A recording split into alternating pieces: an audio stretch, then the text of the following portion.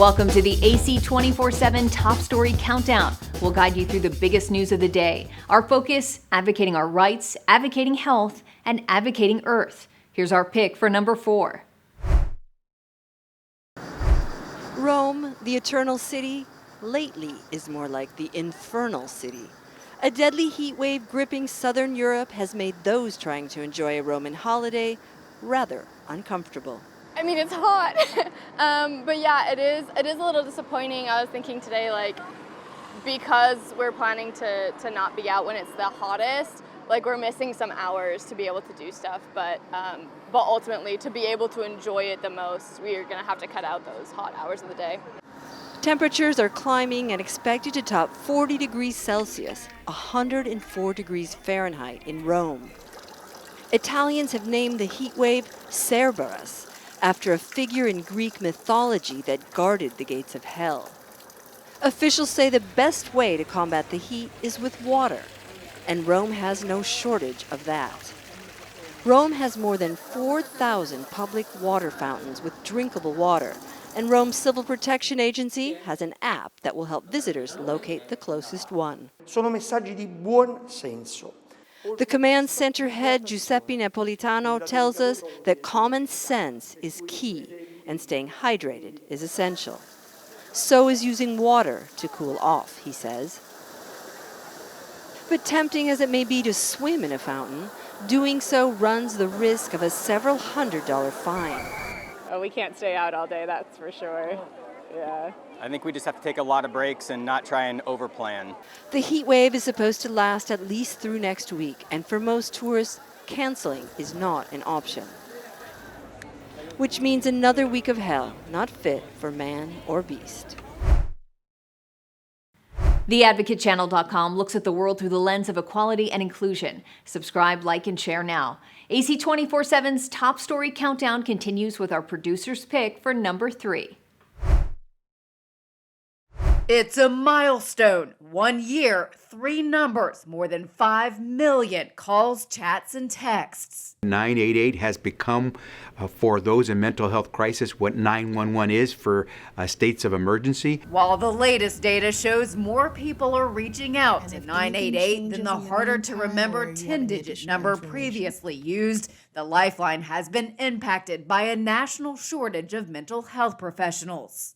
It makes it doubly tough. Fortunately, we've worked really hard to make sure that at 988, we continue to build the workforce so we can make sure we're answering those calls, texts, and chats. Javier Becerra, the U.S. Secretary of Health and Human Services, says work is being done to help those most at risk for mental health struggles, including a pilot program aimed at the LGBTQ+ community. If you signal that you're interested in hearing from someone who understands where you're coming from, we can do that. Veterans, it's the same thing. We have a queue if you're a veteran. 988 callers can also speak to someone in Spanish, and Becerra says starting this week, they can text and chat in Spanish as well. What we continue to do at 988 is try to build out the capacity with people that are very similar in circumstance to those that are calling in. The focus now, getting callers the professional help they need after reaching out to 988. And that's where we have to work hardest, is because we have to make sure that if someone is willing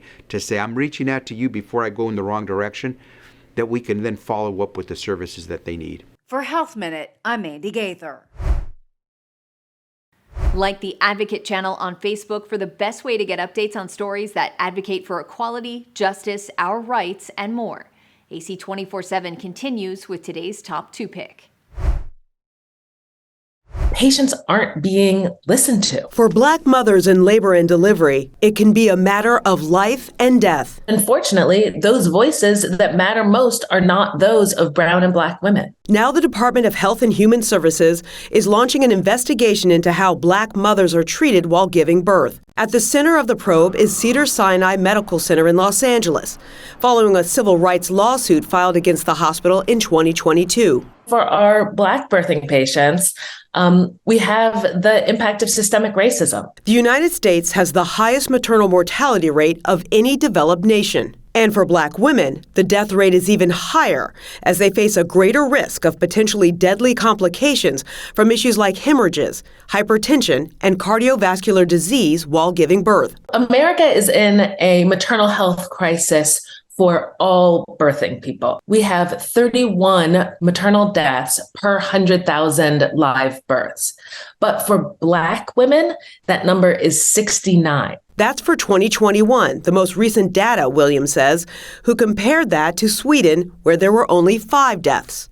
Charles Johnson's wife, Kira, died 12 hours after giving birth to her second son by cesarean section at Cedars in 2016. I held her by her hands. I said, please, look, my wife isn't doing well. Johnson told CNN his pleas for help were repeatedly ignored by the hospital staff for hours. This woman looked me directly in my eyes and she said, sir, your wife just isn't a priority right now.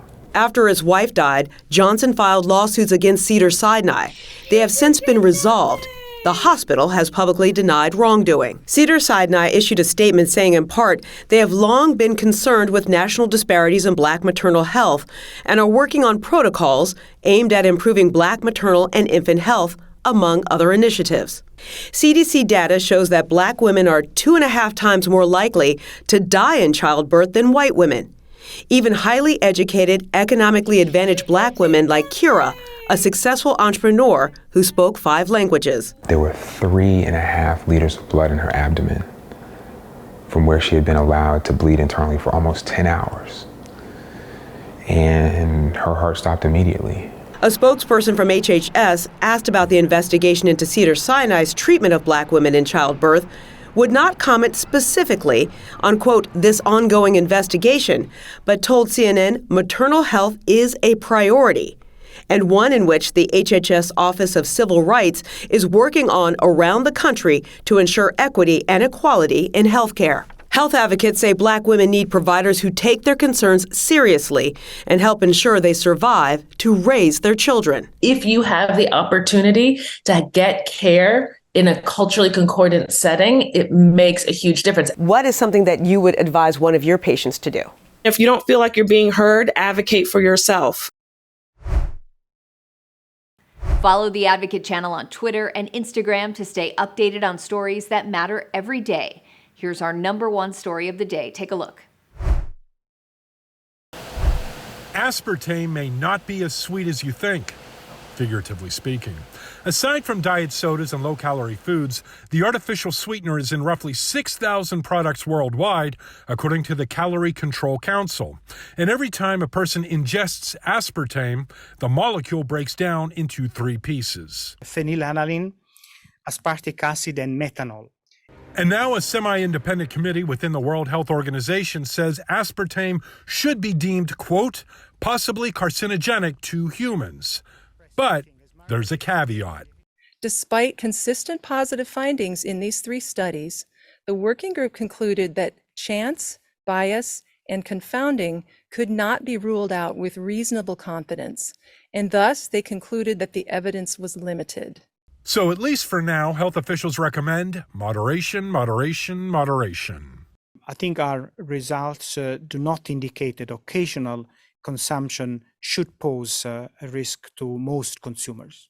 American Beverage, a group that represents the non-alcoholic drink industry, said in a statement, quote, the fact that food safety agencies worldwide, including the FDA, continue to find aspartame safe makes us confident in the safety of our products. The recommendation that WHO made was to moderate both the consumption of free sugars and the consumption of sweeteners. I'm John Lawrence reporting.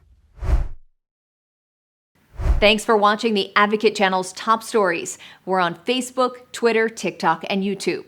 Follow, like, and share, or check out advocatechannel.com for even more stories that advocate for you.